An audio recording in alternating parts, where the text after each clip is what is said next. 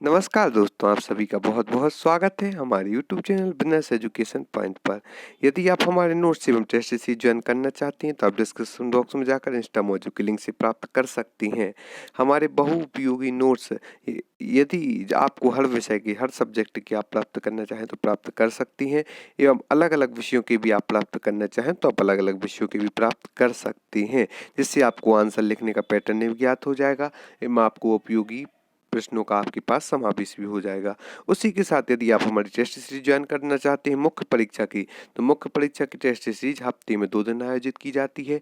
आपको 50 full length test प्राप्त होंगे एवं अनुभवी प्रशिक्षित एवं चयनितों के द्वारा ही आपकी टेस्ट कॉपी जाँच की जाएगी, जिससे आपकी गलतियों में सुधार भी हो सकता है और आपके पास कई उपयोगी प्रश्नों का समावेश भी हो जाएगा। और यदि आप हमारी 2020 की प्रारंभिक परीक्षा की टेस्ट सीरीज ज्वाइन करना चाहती हैं तो मात्र 1000 रुपये में आपको 100 फुल लेंथ टेस्ट भी दिए जाएंगे, जिससे आपका 10,000 प्रश्नों का समावेश भी हो जाएगा। इसलिए आपसे निवेदन है कि आप हमारी टेस्ट सीरीज ज्वाइन करें एवं हमारी नोट्स भी प्राप्त करें डिस्क्रिप्शन बॉक्स में जाकर इंस्टामोजो की लिंक से। चलिए चलते हैं आज के हमारे वीडियो पर, जो कि एमपीपीएससी की मुख्य परीक्षा को ध्यान में रखकर बनाई गई है। मौर्य काल के इतिहास को देन। मौर्य साम्राज्य की स्थापना के बाद भारतीय इतिहास में नए युग की शुरुआत हुई। चंद्रगुप्त मौर्य की देन, जो कि निम्न बिंदुओं के आधार पर देखते हैं। संपूर्ण भारत को एकीकृत किया। चंद्रगुप्त मौर्य ने संपूर्ण भारत को एकीकृत किया। जैन धर्म को संरक्षण प्रदान किया। लोक कल्याणकारी कार्य भी किए, जिससे आम जनता को काफी लाभ मिला। मौर्य प्रशासन, स्थानीय, प्रांतीय, केंद्रीय शासन को सुनियोजित भी किया। सिकंदर यूनानी आक्रमण को भी रोका। साम्राज्य का विस्तार भी किया। एक बार पुनः देखते हैं। संपूर्ण भारत को एकीकृत किया। जैन धर्म को संरक्षण प्रदान किया। लोक कल्याणकारी कार्य भी किए। मौर्य प्रशासन, स्थानीय, प्रांतीय, केंद्रीय शासन को सुनियोजित भी किया।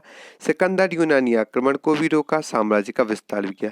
बिंदुसार के कार्य देन को देखते हैं तो न साम्राज्य सुरक्षा को अक्षुण्य बनाए रखा। विद्वानों, धर्माचार्यों को भी संरक्षण दिया और विदेशिक संबंध, यूनानियों से संबंध भी इनने और अधिक मात्रा में मधुर बनाए। तो यह बिंदुसार की देन है। अशोक की देन, राष्ट्र निर्माता के तौर पर राजनीतिक एकता को सूत्र में बांधे रखा। अशोक की देन है। कला को महान संरक्षण दिया। इन्होंने स्तूप, गुफाएं, भवन निर्माण, पाषाण स्तंभ आदि बनाए। बौद्ध धर्म के अनुयायी थे अशोक, जिनने बहुत सी बौद्ध स्तूप भी बनाए। गुफाएं, भवन निर्माण, पाषाण स्तंभ, जो कि कला के इन्हें महान संरक्षण किया। विश्व शांति का अग्रदूत भी इन्हें माना जाता है। लोक कल्याणकारी कार्य भी किए। धर्मशालाओं का निर्माण कराया। पानी का उचित प्रबंध कराया। कई कुएं बनवाए ताकि आम जनता को परेशान ना होना पड़े। दंड विधान में सुधार भी किया। न्याय विभाग में इन्होंने दंड विधान में भी सुधार किया। अशोक जी ने धम्म नीति, धार्मिक सहिष्णुता एवं मानव कल्याण पर भी इन्होंने ध्यान दिया। सामाजिक सुधार के दृष्टिकोण से देखें तो इन्होंने मांस मदिरा सेवन पर प्रतिबंध लगा दिया।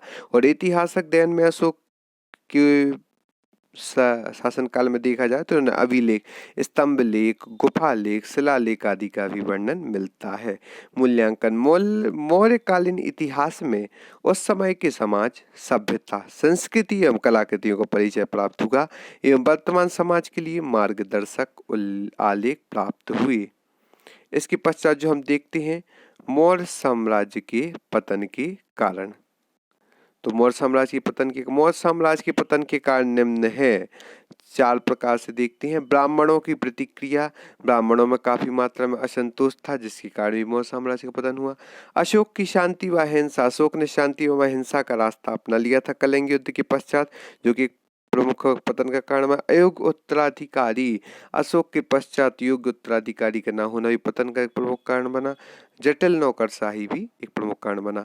परवर्ती काल में राजस्व के अन्य क्षेत्रों की ओर ध्यान नहीं दिया गया। राजस्व के अन्य क्षेत्रों की ओर ध्यान न दिया जाना भी एक प्रमुख कारण बना। धम्म महापात्र तथा धम्म प्रचार के नाम पर लोगों के जीवन में हस्तक्षेप, फलता जनता द्वारा प्रतिक्रिया हुई। जो धम्म महापात्र थे, धर्म के प्रचार के माध्यम से जीवन की लोगों की आम जीवन में हस्तक्षेप किया गया, जिससे जनता में असंतोष उत्पन्न हुआ। अशोक के शासनकाल में मौर्य साम्राज्य उच्चतम शिखर पर पहुंचा। अशोक की मृत्यु के 50 वर्षों में मौर्य साम्राज्य समाप्त हो गया। क्योंकि अशोक का जो शासनकाल था उसमें मौर्य साम्राज्य अपने उच्चतम शिखर पर अर्थात कहें तो सर्वोच्च पर पहुंचा। लेकिन अशोक की मृत्यु के पश्चात 50 वर्षों में मौर्य साम्राज्य समाप्त हो गया। अशोक की धार्मिक नीति ब्राह्मण विरोधी थी। ब्राह्मणों में असंतोष उत्पन्न हुआ जो कि पतन का एक प्रमुख कारण बना। अशोक की शांति की नीति आक्रमण युद्ध बंद कर दिया। अशोक ने कलिंग युद्ध में भीषण नरसंहार देखने के पश्चात सम्राट अशोक ने युद्ध बंद कर दिए। साम्राज्य और युद्ध बंद करने के पश्चात ही साम्राज्य विस्तार समाप्त हो गया, क्योंकि युद्ध के द्वारा ही साम्राज्य का विस्तार होता है और साम्राज्य विस्तार समाप्त हो गया। सैनिकों का उत्साह भी समाप्त हो गया। उनमें भी उत्साह की कमी आ गई कि जब युद्ध होना ही नहीं है तो उनके उत्साह की भी कमी आ गई। यह भी एक प्रमुख कारण बना मौर्यकालीन साम्राज्य के पतन का। साम्राज्य की विशालता उत्तर पश्चिम व दक्षिण के प्रांतों को पाटलिपुत्र से नियंत्रित करना कठिन था। इतना विशाल साम्राज्य उसे मात्र पाटलिपुत्र से नियंत्रित करना कठिन हो गया था, जो कि पतन का प्रमुख कारण बना। अन्य कारणों को देखें तो अधिकारों का दुरुपयोग भी एक प्रमुख कारण बना। दरबार में गुटबंदी होने लगी थी।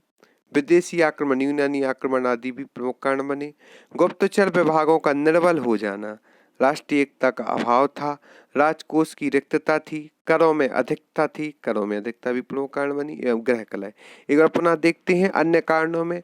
अधिकारों का दुरुपयोग, दरबार में गुटबंदी, विदेशी आक्रमण, यूनानी, गुप्तचर विभागों का निर्बल हो जाना, राष्ट्रीय एकता का अभाव, राजकोष की रिक्तता, करों की अधिकता, गृह कलह आदि प्रमुख कारण बनी।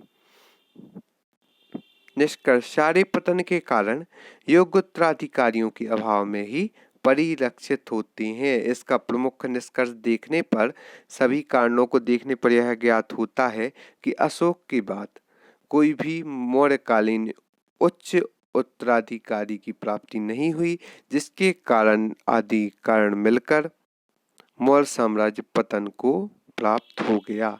यदि उत्तराधिकारी योग्य होते तो साम्राज्य को सुरक्षित रखा जा सकता था। यही कारण है कि शासकों की अयोग्यता प्राचीन भारत के विशाल साम्राज्य को बचा लेती थी, एवं जो जहाँ अयोग्य प्राचीन भारत के विशाल साम्राज्य को बचा नहीं पाई। तो इसका एक बार पुनः देखते हैं।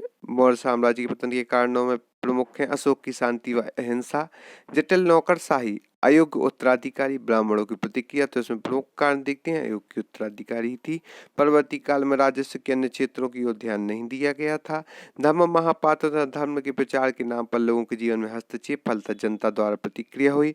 अशोक के शासन काल में मौर्य साम्राज्य उच्चतम शिखर पर था, परंतु अशोक की मृत्यु के पश्चात 50 वर्षों में मौर्य साम्राज्य समाप्त हो गया।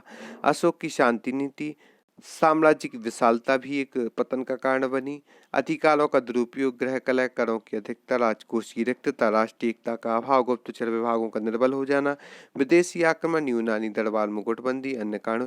निष्कर्ष निकालने पर यही प्राप्त होता है कि योग्य उत्तराधिकारियों की कमी के कारण एवं अयोग्य उत्तराधिकारियों के कारण ही एक विशाल साम्राज्य जो मौर्य साम्राज्य पतन को प्राप्त हो गया।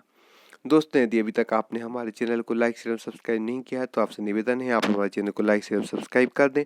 आप हमें इंस्टाग्राम, यूट्यूब, फेसबुक पर भी, टेलीग्राम पर भी फॉलो कर सकते हैं हमारे चैनल बिजनेस एजुकेशन पॉइंट को। एवं यदि अभी तक आपने हमारे बहुउपयोगी नोट्स एवं टेस्ट सीरीज ज्वाइन नहीं किए तो आपसे पुनः निवेदन है कि आप हमारे नोट्स भी प्राप्त करें एवं साथ ही साथ हमारे टेस्ट सीरीज को भी ज्वाइन करें। और आप सभी का बहुत बहुत धन्यवाद हमारे इस वीडियो को